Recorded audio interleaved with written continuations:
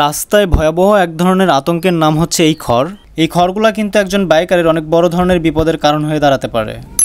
পাশাপাশি এখানে যে খড়গুলো দেখতেছি এগুলো একটু ভেজা, যেগুলো কিন্তু ব্রেক ধরলেই চাকা স্কিড করে পড়ে যাওয়ার পসিবিলিটি অনেক বেশি। এরকম খড়ের রাস্তায় সাধারণ গতিতে গেলেও না করা যায় সঠিকভাবে ব্রেকিং, না করা যায় ভালোভাবে কন্ট্রোলিং। ধান কাটার এই সিজনটাতে সাধারণত এই ধরনের প্রবলেমে পড়তে হয়। খড়ের রাস্তায় অন্যান্য যানবাহনের অতটা সমস্যা না হলেও সবচেয়ে বেশি প্রবলেমে পড়ে কিন্তু বাইকাররা। বাইক যেহেতু দুই চাকার একটি বাহন আর সবসময় দুই চাকার ওপরেই ব্যালেন্সিংটা করতে হয়, সেক্ষেত্রে চাকা স্কিড করে বাইক কন্ট্রোল হারিয়ে পড়ে যাওয়ার পসিবিলিটি কিন্তু অনেক বেশি। আমরা যদি এ ধরনের খড়ের রাস্তায় অনেক নর্মাল স্পিডেও বাইকটা রাইড করি, তবুও দেখা যাচ্ছে যে বাইকটা সঠিকভাবে কন্ট্রোলিং করতে পারতেছি না, অনেক সময় আবার ভালোভাবে ব্রেকিং করা যায় না।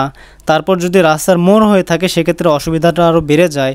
পাশাপাশি আরও অনেক ধরনের প্রবলেম তো আসেই, এই যেমন রাস্তায় কোনো গর্ত থাকলে বা রাস্তায় কোনো ভাঙাচোরা থাকলে সেটা কিন্তু খড়ের কারণে দেখা যায় না। আবার দেখা যাচ্ছে যে কোথাও স্পিড ব্রেকার থাকলে সেটা খড় দিয়ে ঢেকে থাকার কারণে সেটাও বোঝা যায় না যে আসলে কোথায় স্পিড ব্রেকারটা আছে।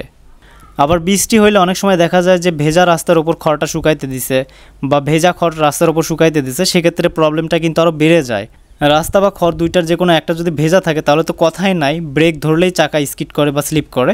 ভুলক্রমে যদি সামনের ব্রেকটা একটু বেশি প্রেস করে ফেলি বাইকাররা, সেক্ষেত্রে চাকা স্কিড করে পড়ে যাওয়ার পসিবিলিটি কিন্তু অনেক বেশি। তো ভেজা শুকনা যেমনই হোক না কেন, খড়ের রাস্তা সবসময়ই বিপজ্জনক। এই ধরনের রাস্তায় সাধারণত চাকার সাথে রাস্তার যে ফ্রিকশন এটা অনেক কমে যায়, দ্যাটস ওয়াই একটু ব্রেক করলে চাকা স্কিড করে। আর পেছনের চাকা স্কিড করলে তো তেমন প্রবলেমটা হয় না, বাট সামনের চাকা যদি স্কিড করে বসে তাহলে সেক্ষেত্রে আমরা সাধারণত বাইক থেকে পড়ে যাই। পাশাপাশি খড় যদি রাস্তার মোড়ে থাকে সেক্ষেত্রে মোড় ঘোরাতে অনেক অসুবিধা হয়। বাইকটা যদি একটু হালকা লিনও করছি সেক্ষেত্রেও দেখা যাচ্ছে যে পড়ে যাওয়ার পসিবিলিটি অনেক বেড়ে যায়। তো খড়ের রাস্তায় সাধারণত বাইক কন্ট্রোলিং করতে অনেক অসুবিধা হয়ে যায়। দেখা যাচ্ছে যে স্বাভাবিক স্পিডে থাকলেও আমরা সঠিকভাবে ব্রেকিং করতে পারতেছি না, চাকা স্কিড করে আমরা পড়ে যাচ্ছি।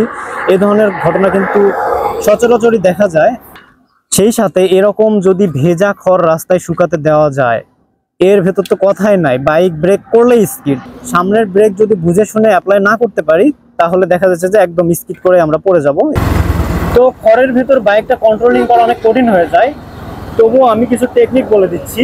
সব টেকনিকের মূল মন্ত্র বা প্রধান কথা হচ্ছে খড়ের রাস্তা দেখলে আপনার বাইকের গতি যতটা সম্ভব কমায় আনবে। রাস্তার মোড় হলে তো একেবারেই কম। পাশাপাশি আপনার যদি ব্রেক করার প্রয়োজন হয়, খড়ের রাস্তায় সাধারণত সামনের ব্রেক একটু জোরে কষলে একদম, এই তো আমি করতে নিছিলাম, ব্যাপারটা এরকম খড়ে যদি আপনি সামনের ব্রেক হার্ডলি প্রেস করেন, আপনার বাইকে এবিএস থাক সিবিএস থাক যেটাই থাক না কেন, আপনি হার্ড ব্রেক করলে পড়ে যাওয়ার পসিবিলিটি আপনার অনেক বেশি। এই ধরনের খড়ের রাস্তায় ব্রেকিং করতে হলে অবশ্যই আমাদের ক্লাসলেস ব্রেকিং করতে হবে। আর ক্লাসলেস ব্রেকিংটাকে ইঞ্জিন ব্রেক বলে। ইঞ্জিন ব্রেকিং পাশাপাশি সামনের এবং পেছনের ব্রেক করতে হবে।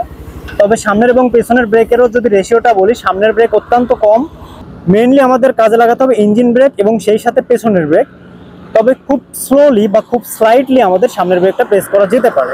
তবে এক্ষেত্রে আরেকটা ব্যাপার রয়েছে, রাস্তায় এই খড়গুলো যদি ভেজা থাকে, বাই এনি চান্স আমার মতো কপালে যদি হয়ে থাকেন, এরকম ভেজা খড়ের উপর দিয়ে যদি যাওয়ার প্রয়োজন পড়ে কখনো, ভাই ভুলেও সামনের ব্রেকে হাত দিয়েন না। কারণ সে জায়গাগুলোতে সাধারণত চাকার সাথে রাস্তার যে ফ্রিকশন এটা কিন্তু অনেক অনেক কমে যায়। সো ফ্রিকশন কমে গেলে স্কিড করবে, আর স্কিড করলে তো বুঝতেই পারতেছেন কি হবে। তো আমি যদি ডেপটা দেখাই যে কতটা উঁচা করে দিয়েছে এই খড়গুলা, দেখুন আমার প্রায় হাঁটু পর্যন্ত চলে এসেছে, হাঁটু থেকে একটু নিচে। এর উপর দিয়ে যদি ইঞ্জিন যায় তাহলে বাইকের একদম এত দূর পর্যন্ত আসতেছে, এই বাইকের ইঞ্জিন পর্যন্ত। তাহলে বলা তো যায় না কখন কি হয়ে যায়। পাশাপাশি বাইকেও কিন্তু অনেক সময় দেখা যায় যে খড় আটকায় যায়। তো দেখতে পাচ্ছেন আমার বাইকে এই যে খড় আটকাইছে, তারপর এই যে ডিস্কের আশেপাশে খড় লেগে গেছে। এই খড়গুলো কিন্তু অনেক ধরনের প্রবলেমই আসলে সিচুয়েশন ক্রিয়েট করতে পারে, অনাকাঙ্ক্ষিত ঘটনাও ঘটে যেতে পারে। দেখতে পাচ্ছেন কি বিশ্রীভাবে এই জায়গাগুলোতে খড় লেগে গেছে। ইঞ্জিনের আশেপাশে লেগে থাকলে অবশ্যই সেগুলো আমাদের ক্লিন করে নেওয়া উচিত। তো যারা খড় এগুলো রাস্তায় শুকাতে দেয় তাদের তো কিছু বলতে পারতেছি না। তবে আমার একটা রিকোয়েস্ট থাকবে, অনেকেই তো ভিডিও দেখেন, গ্রাম শহর সব মিলিয়ে ভিডিওগুলো দেখেন, যারা এই ধরনের খড়গুলো দেয় তাদেরকে অ্যাওয়ার করবেন বা তাদের মাঝে সতর্কতা আনবেন যেন রাস্তায় যদি স্পিড ব্রেকার থাকে সেখানে যেন খড়টা না দেয়। এমন একটা উপায় যেন করে যেন দূর থেকে বোঝা যায় যে সামনে স্পিড ব্রেকার, ওখানে যেন খড় শুকাতে না দেয়। পাশাপাশি রাস্তার ধারে অনেক সময় গর্ত থাকে, ভাঙা থাকে, এই ধরনের ভাঙা বা গর্ত যেন ইন্ডিকেট করে দেয় ওইটুকু জায়গায় যেন খড় শুকাতে না দেয়। এই ধরনের অ্যাওয়ারনেস তাদের মধ্যে আনা যেতে পারে। এরকম খড়ের রাস্তায় সবচেয়ে বড় ধরনের বিপদে কিন্তু আমরা বাইকাররাই পড়ি। তো আজকে এ পর্যন্ত। ভিডিওটি ভালো লাগলে অবশ্যই লাইক দিতে ভুলবেন না। এবং সেই সাথে পরবর্তী ভিডিও দেখার আমন্ত্রণ জানিয়ে আজকে এখানে বিদায় নিচ্ছি। Till then stay tuned, be happy. আল্লাহ হাফেজ, আসসালামু আলাইকুম।